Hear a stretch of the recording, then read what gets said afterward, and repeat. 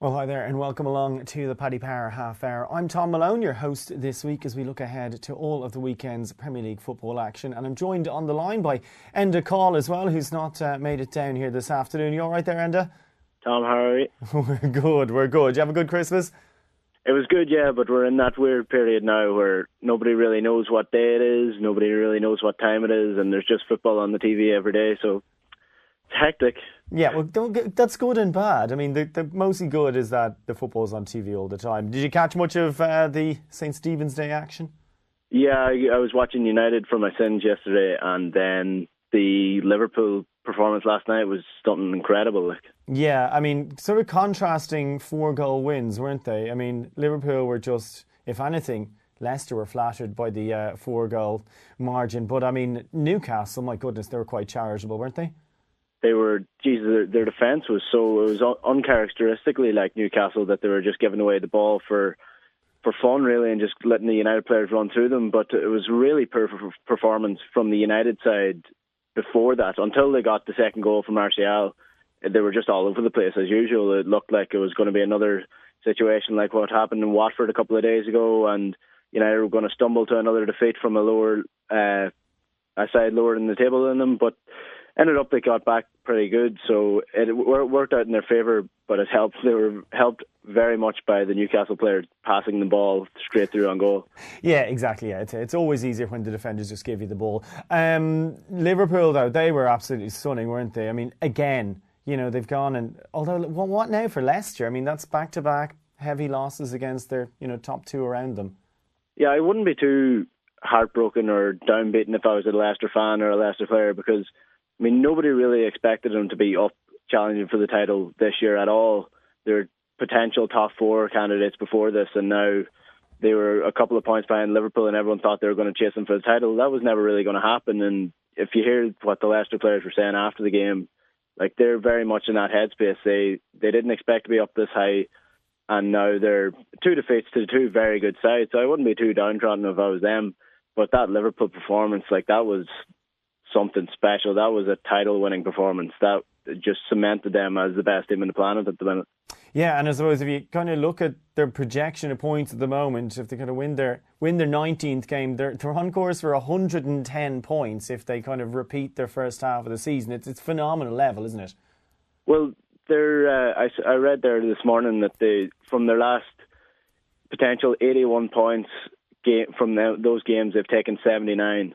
So that's the level they're at. They only lost one game last season in the Premier League, and they didn't win the league. So this year they're probably going to go on and go the whole season without getting beaten, or at least maybe lose once or twice at most. They are a top side, and I wouldn't really be surprised if they went on for the Champions League this year as well. Yeah, it's just been a phenomenal rise under Klopp, really, hasn't it? Right, let's move on to the actual action upcoming this weekend. We'll start with tonight's game. Wolves host Manchester City, and as you mentioned, look, City back in a bit of form. Obviously gave Leicester a bit of a pace in there a couple of games ago. But what do you make of this one?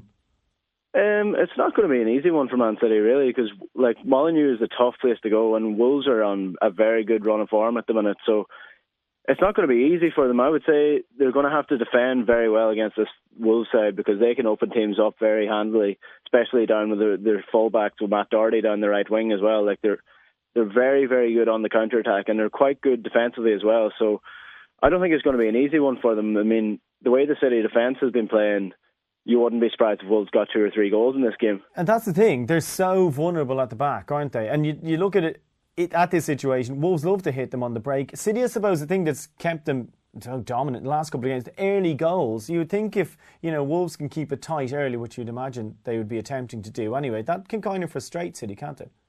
Yeah, and City can do damage as well. I know I'm talking about Wolves and the damage they can do to Man City, but Man City have some of the best players in the world as well. Kevin De Bruyne has been in phenomenal form as well. So, like you said, if Wolves can keep the defence tight early on, the more City chase the game, the more Wolves have a chance of breaking and catching them on the break and on the counter-attack. So it'll be a tale of maybe the first 15 minutes. If Wolves can keep it solid from then, you'll start to maybe put a bit of doubt in those City players, and you know, like Wolves don't sit back as well. I don't want to sound as if they're just going to be parking the bus. Like they're a side to play brilliant football, and I wouldn't really be surprised if they're pushing for top four come the end of the season. They're currently, I think they're sitting just in seventh, just below Sheffield United, on maybe a point behind them. So they're pushing for the top four, and I wouldn't be surprised if they were there at the end of the season as well. Yeah, 27 points, just 2 behind Spurs and 2 behind Sheffield United at the moment. But we'll push you. Prediction, City win, but maybe not as easy as it's been for the last couple of games? Yeah, I would say probably maybe a 2-1 win to City, but it's going to be a frustrating one for them. And, you know, like, this Wolves side are dangerous. They could nick a draw or even nick a win in this game. And if they nick a win or nick a draw, if City drop points here, the season is over. That's it. I mean, look, our sponsors, Paddy Power, are kind of renowned for paying out early. Surely it's only a matter of time before we get a press release saying we've paid out in Liverpool to win the league, aren't they? Did they do that last year? I'm not so sure, but I know they have in the past. But I mean, yeah, and it didn't work out too well, I don't, from what I remember. Right, let's move on to the Saturday action. Brighton and Bournemouth, maybe not one that's going to stir us from our slumber early, but it's such a long day of football. Maybe we should just start with something genteel, but the pair of them are not in the best of form at all. Obviously, Brighton have lost their last couple. Bournemouth are right down there at the bottom of the table, just one win their last 6. How do you see it going? Well, that's one of those games that you look at, and on paper you're like, that is going to be a brilliant game. There could be 3 or 4 goals, or it could be 3-3 or 4-3, and then it ends up being a 0-0 draw. And the way the two sides are playing at the minute, I would say there should be goals. I mean, yeah, you'd think there'd be goals, wouldn't you? Like the last 2 times Bournemouth have gone to Brighton, it's been 2-2 and 5-0. So you think, and look, as we can see from the league positions, neither team are particularly proficient in defence either. No, that's it. Like, I mean, Brighton go out to attack teams as well. They're trying to play football in a more attacking sense this year than they were under Chris Hughton last year.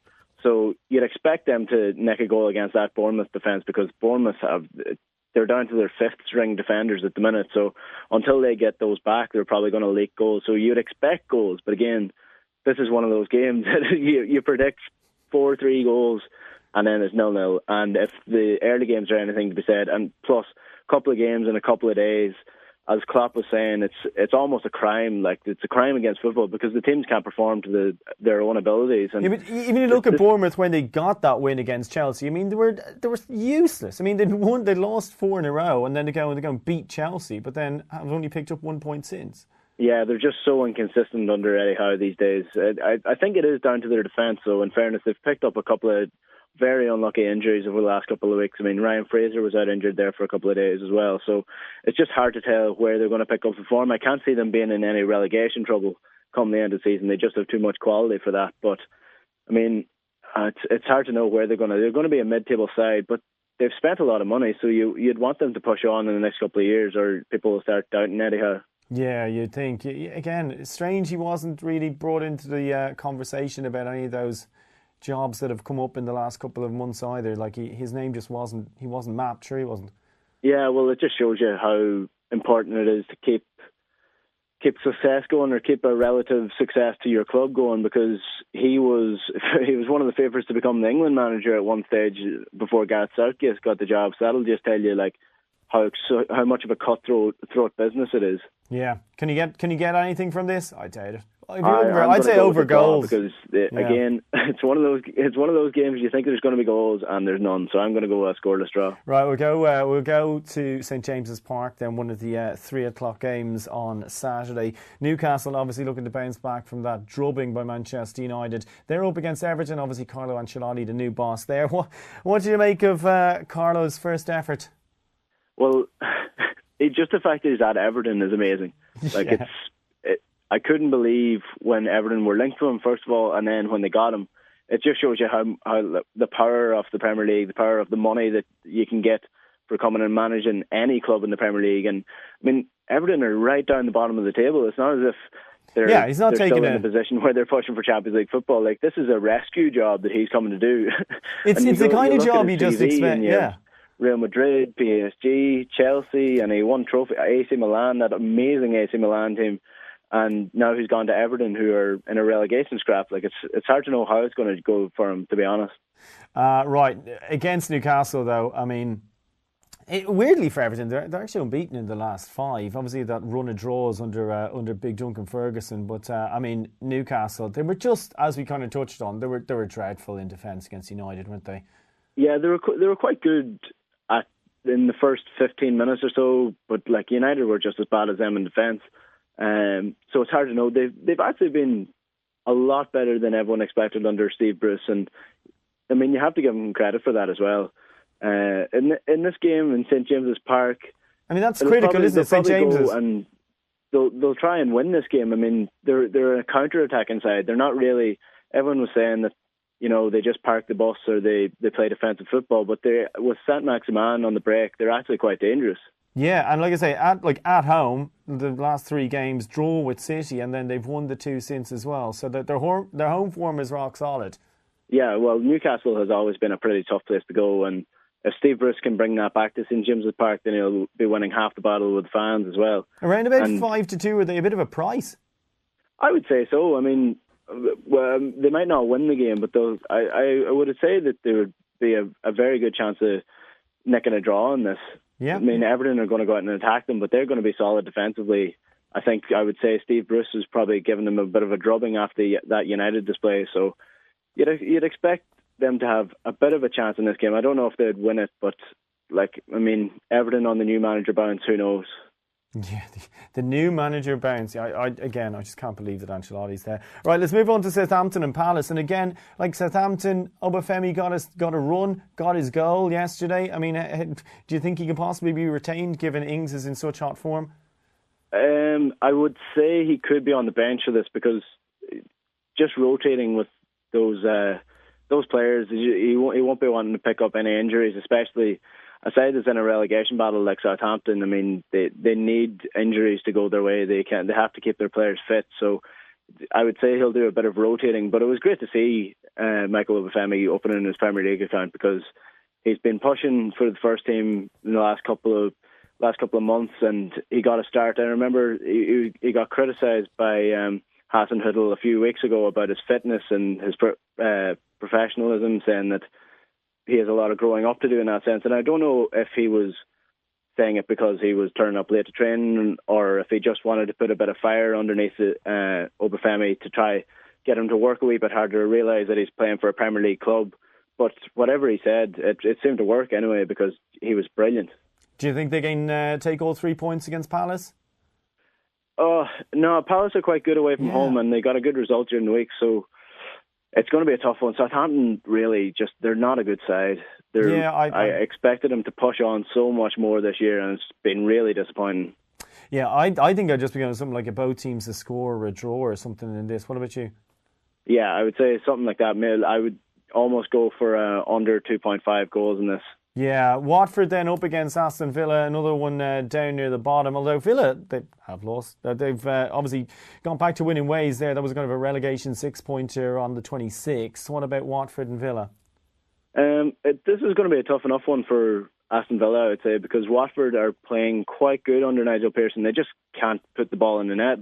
I know they put it in the net twice against United, but one of them came from a penalty spot, but they have been quite good under Nigel Pearson. And one of the stats that I read after his first win with Watford was that only 3 sides have been bottom of the table at Christmas time and survived, and 2 of them were managed by Nigel Pearson. So obviously Watford saw that, and saw that he was a manager that could get sides to pick it up after Christmas and pick it up to an extent where they will survive in the Premier League. And, you know, Watford we have said this before on the show, the Watford have quite a good squad, so they shouldn't really be where they are.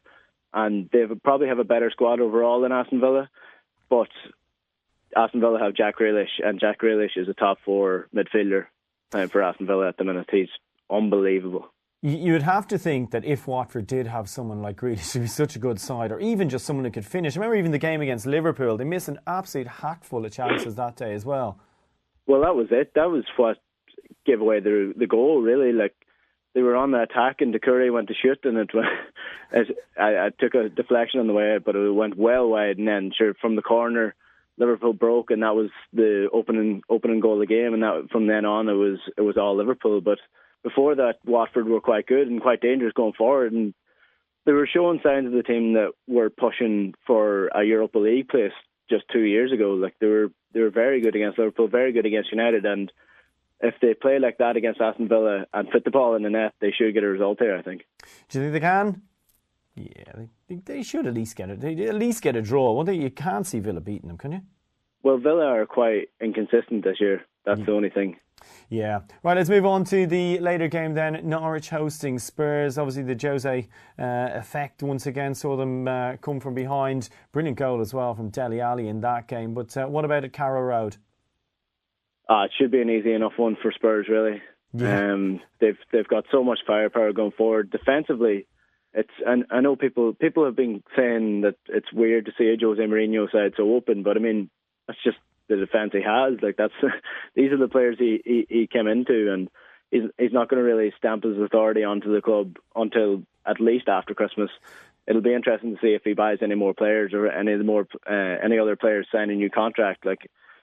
Yeah, well, obviously he got Vertonghen to sign up, and he's saying that he knows what's going to happen with Eriksen as well. But surely Eriksen's gone, isn't he? Well, you'd expect him to leave just the way he's talking. If he signs a new contract, I'm not sure how that's going to work internally with the players. Do they think that he's just there for the money, or is he with them fully for this club? So it's hard to know what to think of Eriksen at the minute. He's not in the greatest of form, but Dele Alli is picking up where he left off a year and a half ago. We were chatting about this last week as well. Like he's a phenomenal player, but he's just so temperamental sometimes, and he lost a run of form. He was playing out of his favourite position. He wasn't really playing as number 10 and behind Harry Kane, and that was the first change that Jose Mourinho made when he came back in, was just stick him where he used to be, and it's worth a treat.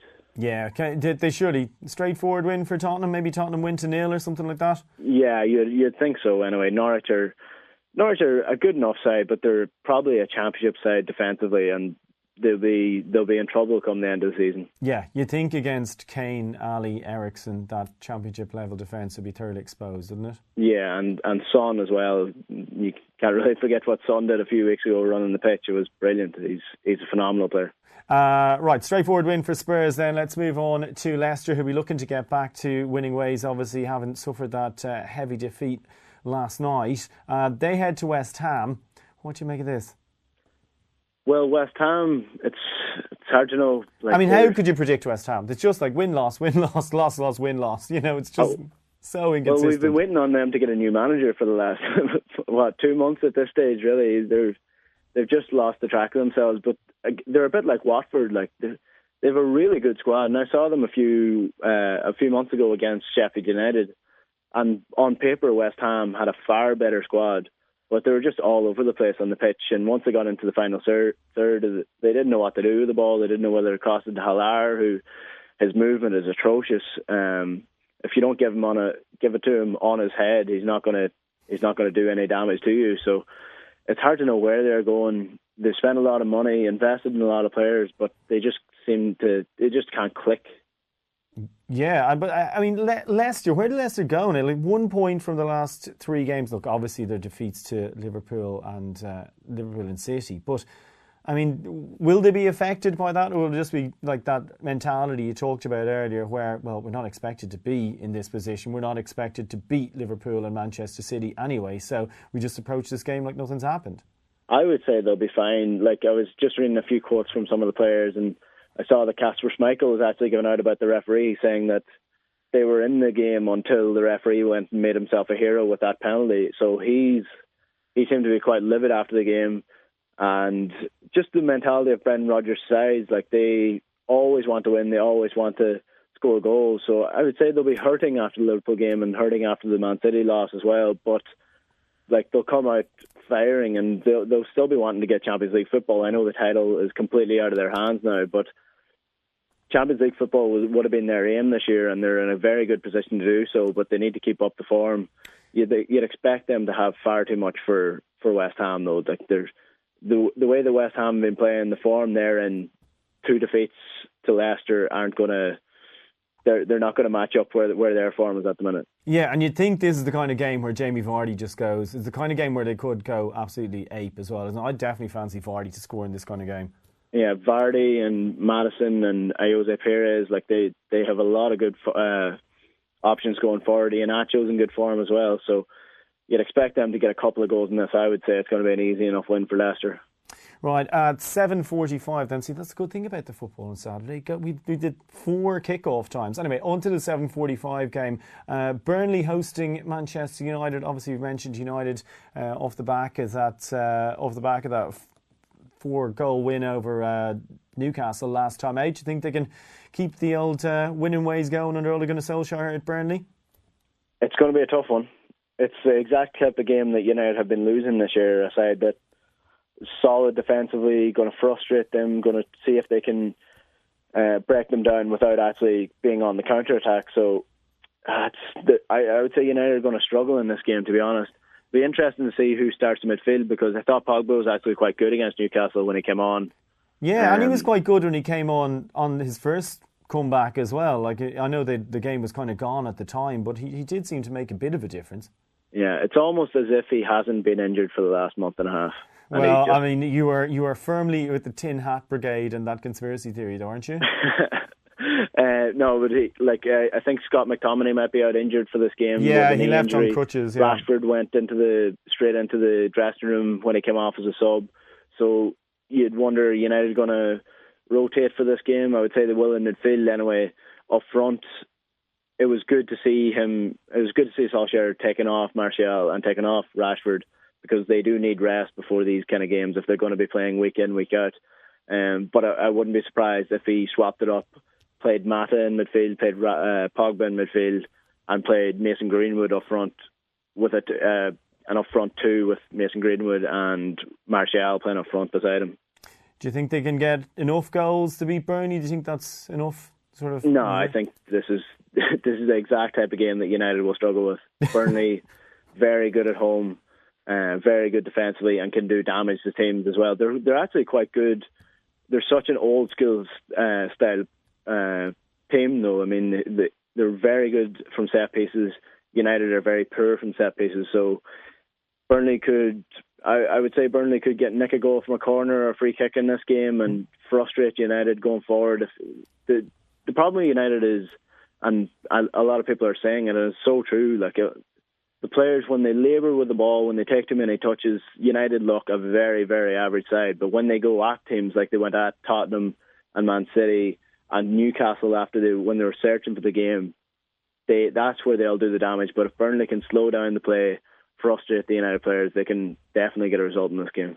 Yeah, I think wasn't it the Lingard effort in the loss before against Watford? I think that was what summed it up, wasn't it? Anyway, let's move on to Arsenal and Chelsea. Obviously, Chelsea, I mean, what has gone on there with their sort of run of form? But obviously, Mikel Arteta drawing his first game. But Chelsea and Arsenal, competitive if nothing else anyway, and isn't it? Entertaining. Two leaky defences.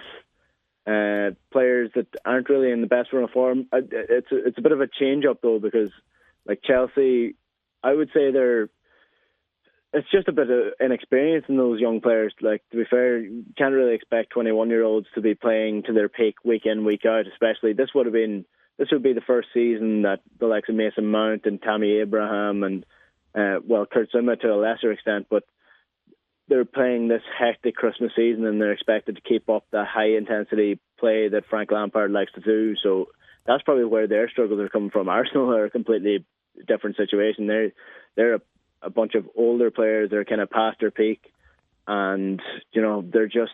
It looks like they're downing tools, and it's hard to see if that's going to change. It's probably not going to change this season under Mikel Arteta, but maybe next season we might see a better side. Yeah, I saw someone joking on Twitter, well, Mikel, what did you do at Man City when you were losing position? He's like, we just brought on Sergio Aguero or Kevin De Bruyne or Raheem Sterling off the bench. Yeah, not really an option. Was tweeting as well that he's already perfected the turning around in angst, looking at his highly educated coaches to see what the players are doing wrong. Yeah. But even you look at Chelsea, we look at the last 6 games, win, loss, win, loss, win, loss. It's just that complete inconsistency which is ruining the season, isn't it? Yeah, well, again, they're one of these sides that are doing much better than they would have been expected to do. at the start of the season, I saw people like predicting they'd be a mid-table side, but they've been much better than the earlier predictions of the season. It'll be interesting to see what they do after Christmas, whether they're going to invest. If they're going to invest, I would say they're going to need to do it at left back, because that's probably where they're weakest. They, like, throughout the centre of defence, they've got a good solid partnership in the centre defence. Azpilicueta might be getting a little bit older at right back, might look to replace him or find a replacement for him in the next couple of years, but left back is where they're weakest. Yeah, well, what about the game on Sunday then? Do you think Chelsea can get something at the Emirates? Yeah, I'm going to go with a 2-1 win, or it's going to be a good game. I would say the two sides are going to go at each other, so should be entertaining. Right, let's move on to Liverpool then. By the way, there are two teams that are double-figure prices when we look forward, as in they're 10-1 or bigger. One of them is Wolves at Anfield on Sunday afternoon. I mean, you don't want to say a team has no chance, but what, 10 or 12-1? That probably does about sum up Wolves' hopes at Liverpool, doesn't it? Yeah, well, it's nearly 2 years now since Liverpool have lost at Anfield. Yeah, it's not going to start now. There's better sides than Wolves that have gone to Anfield and not got a result, so I wouldn't give them much hope now. Yeah, straightforward, kind of a 1-0 type scenario, do you reckon? Yeah, I would say so. Liverpool are phenomenal. It's a tough couple of days for Wolves, like. It is, but that's the nature of the Premier League. And to be fair, I was looking. There was I think it was Nick Harris had a poll up, or not a poll. Sorry, he had a table up made up of the sides based on their wages and the price that each player gets per game. Yeah, mixed with it, what points they came out with, and Wolves are second, just behind Sheffield United. So it just shows you what they're doing in that club. They're producing top class quality on the pitch without paying their players overt amounts of money. And surprise, surprise, the two bottom sides of that graph was United and Arsenal. Yeah, in an unbelievable turn of events. Yeah. Anyway, Liverpool to win straightforwardly in that game, though. Yeah, I would say a 2-0 win. Yeah, right. Let's move on to the final game of the weekend. And obviously we won't know what happened with Manchester City against Wolves on Friday when we were chatting about this. But assuming you were right and City beat Wolves even just marginally, they'll be on to Sheffield United then. And that's a very different type of game. But you'd argue maybe Sheffield United could be almost the kind of team that would suit Manchester City in playing style, because they're good football inside. Yeah, but Sheffield are very well drilled, and they're up there in the Europa League place at the minute. So they're not to be faffed away. Like they're going to be a tough team to beat all season. If anything, they've actually been better away from home. I think they're the only side in Europe at the minute that haven't lost a game away from home this year. So it's not an easy game for City at all. Sheffield are very, very good and very good defensively, and actually quite good on the break as well. So it's going to be a tough enough one for them. You'd imagine City, if they get a win against Wolves, they'll have momentum going into that game, and they should be able to nick something. Yeah, absolutely right. Let's move on to our corner. What's your best bet of the weekend then? I would probably go with a Burnley win. Burnley win 2-0 against Manchester United. Burnley win 2-0 against Manchester United. I'm going to pop up Tottenham on the handicap -1, and also Tottenham to win 2-0 against Norwich. Anyway, thanks a million for joining us there, Enda, on the Paddy Power Half Hour, of course, brought to you in association with Paddy Power. And if you do have any issues with gambling, or you want more information on responsible gambling, make sure you head into dunlewy.net. Anyway, thanks a million for joining us, and we'll be back again next week with the Paddy Power Half Hour.